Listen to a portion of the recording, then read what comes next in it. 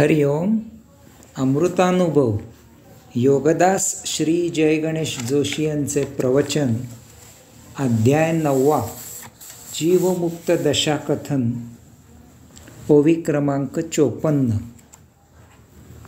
चालणे आणि बैसक दोन्ही मिळून एक, नोहे ऐसे कौतुक ये ठाई.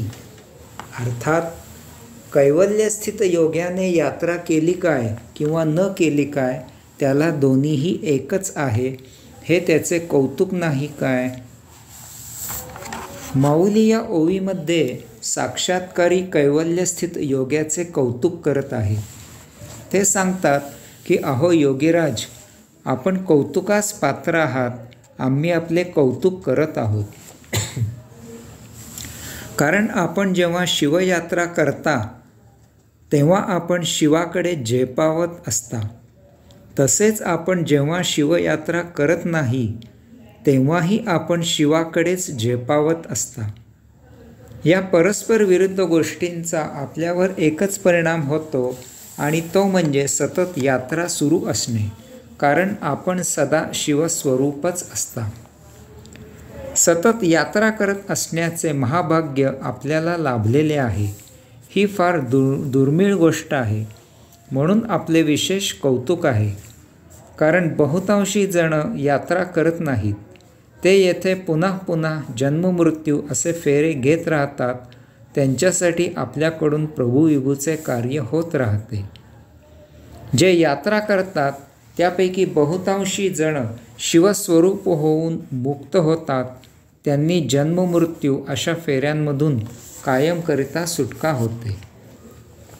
यापैकी उर्वरित फार नगण्य जण, म्हणजे माझ्या अंदाजाप्रमाणे 1 कोटीमध्ये 1 जण सायुज्यमुक्त होतो आणि येथे सतत यात्रा करत असलेल्या स्थितीत असतो. यामुळे आपले विशेष असे कौतुक आहे. यासाठी योगस्थितीत असतानाच साधना करावी लागते. बहुतांशी योगी तसे करत नाहीत आणि ते मुक्ती प्राप्त करणे पसंत करतात, शिवस्वरूप होतात. माऊली म्हणतात की तथापि आपण तसे केले नाही. आपण योगस्थितीत साधना केली आणि म्हणून आम्ही आपले विशेष कौतुक करत आहोत. आपण सायुज्य मुक्तावस्था प्राप्त केली आहे आणि त्या योगे मोठ्या आनंदाने येथे सतत जन्मोजन्मी प्रभुविभूचे कार्य करत आहात.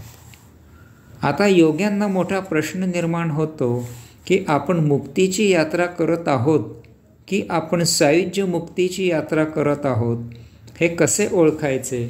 यासाठी काय साधना करायची? यासाठी दासबोधातील योगदर्शन यामध्ये आणि त्यावरील प्रवचनामध्ये दशक 4 समास 9 आत्मनिवेदन भक्ती यामध्ये साधकांनी स्वतःला आपले आपण 9 प्रश्न विचारावेत असे मी सांगितले आहे. या सर्व प्रश्नांची उत्तरे जर समाधानकारक असतील तर आणि तेव्हाच असा साधक योगी झाला असे समजावे. आता अशा योग्याला जर इतरांनीही असेच योगी व्हावे असे मनापासून वाटू लागले आणि त्यासाठी त्याला अशांना मार्गदर्शन करायची इच्छा झाली तर त्याने तसे मार्गदर्शन करायला आपल्या योगगुरूंकडून परवानगी घ्यावी आणि हे कार्य सुरू करावे.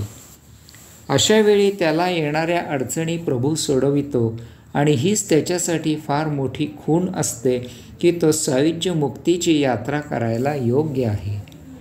असे कार्य जर तो सुरू ठेवू शकला तर यथाकाळी त्याची सायुज्य मुक्तीची यात्रा आरंभ होते. त्याचे सुफळ त्याला स्वतः प्रभू देतो. तो स्वतः योगगुरू होतो. प्रभू विभूचे कार्य करू लागतो आणि करत राहतो. त्याचे एका बाजूला देह बदल होत असतात आणि याचे कार्य सुरूच असते. याचा अर्थ असा नाही की सायुज्य मुक्ती फक्त योगगुरू योगशिक्षक यांनाच मिळते. असेही काही जण आहेत की जे सायुज्य मुक्त राहून जन्मोजन्मी योगकार्य निराळ्या पद्धतीने करत असतात. त्यांना श्रीमंत योगी असे म्हणतात. हे तनमन धन अर्पून योगकार्य सुरू राहावे म्हणून झटत असतात, परंतु स्वतः गुरु किंवा शिक्षक नसतात. ते असे कार्य जेथे सुरू असते तेथे सर्वतोपरी प्रोत्साहन देतात. ते कर्मयोग करतात आणि स्वतःच्या चरितार्थासाठी ठेवून बाकी सर्व अशा कार्यासाठी देत असतात। असे लोक समाजामध्ये आहेत, परंतु ते प्रसिद्धी परांमुख आहेत, त्यांना प्रसिद्धी प्रतिष्ठा नको असते। या अशा श्रीमंत योग्यांबद्दल एक गोष्ट सत्य आहे की एक वेळ योगगुरू योगशिक्षक मिळतील, परंतु स्वतःची कमाई अशा कार्याला देणारे भेटणे महादुर्मिळ दुर्लभ आहे। ते कठीण आहे। स्वकमाई अशा कार्याला देणे हे सोपे नाही, हे खरे सायुज्य मुक्त आहे। आता प्रभुविभूचे कार्य करणारे योगी किंवा अशा कार्याला सर्वतोपरी प्रोत्साहन देणारे श्रीमंत योगी सायुज्यमुक्त कसे होतात, असा प्रश्न स्वाभाविकच निर्माण होतो। याचे समाधान असे आहे, अशांकडून प्रभुविभूचे कार्य सतत अव्याहत सुरू असते। त्यांनी ते जीवित कार्य म्हणूनच स्वीकारलेले असते, ते अन्य काहीही करत नाहीत। त्यांच्याकडून स्वभावतःच योगाचरण होत असते। या योगे त्यांचे सर्व संचित संपलेले असते। आता त्यांना एकच ध्यास असतो की होईल तितके हे प्रभुविभूचे योग कार्य करत असणे, आणि येथेच त्यांची सायुज्य मुक्तता शिक्कामोर्तब होते। कारण अन्य संचित संपले, अन्य इच्छा शून्य झाल्या तरी असे योगकार्य सतत करावे, या अतितीव्र इच्छेमुळे हेच संचित होते। देह त्याग करताना हीच इच्छा सतत अतृप्त राहते। ती इच्छा घेऊन अंशात्मा, जीवात्मा, मन, बुद्धी, स्मृती देह सोडून बाहेर होतात। या योगे त्यांचा अशा कार्यासाठी सतत पुनर्जन्म होत राहतो। पुनर्जन्म घेऊन ते असे कार्य अव्याहत सुरू ठेवतात। यांच्यावर योगेश्वराची विशेष कृपा असते। तो अशांना कधीही मुक्त करून स्वतःत सामावून घेत नाही, त्यांना प्रत्येक जन्मी सिद्धींचे वरदान देतो। या योगे प्रत्यक्ष कार्य करणारे कार्य करत राहतात आणि त्यांना मदत करणारे मदत करत राहतात। ओवी क्रमांक 55। येरवी आडोळलिया डोळा, शिवदर्शनाचा सोहळा, भोगीजे भलते वेळा भलतेणे।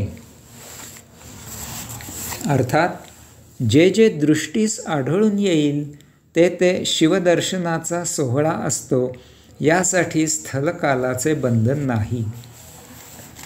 माऊली सांगतात की आत्मसाक्षात्कारी कैवल्यस्थित योगी जे पाहिल, जेव्हा पाहिल, ज्या स्थितीत पाहिल, जितके पाहिल ते सर्व शिवदर्शनाचा सोहळा असतो।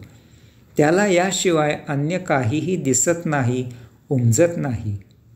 लहानगा तानूला झोपताना आईच्या कुशीत झोपतो आणि मग तो झोपेतही आईची कुशी अनुभवित असतो, तसेच येथे आहे।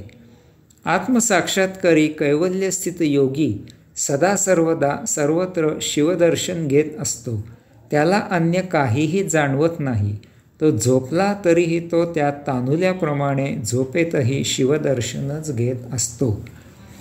झोपेमधून जागे होताना, देहधर्म करताना, खाताना, चालताना, बसताना, काम करताना, विश्रांती घेताना, प्रत्येक हालचालीत आणि हालचाल करत नसताना असे तो सदा शिवदर्शन घेत असतो। कारण त्याची प्रत्येक हालचाल आणि त्याचे हालचाल न करणे हे फक्त शिवासाठीच असते। हरि ओम।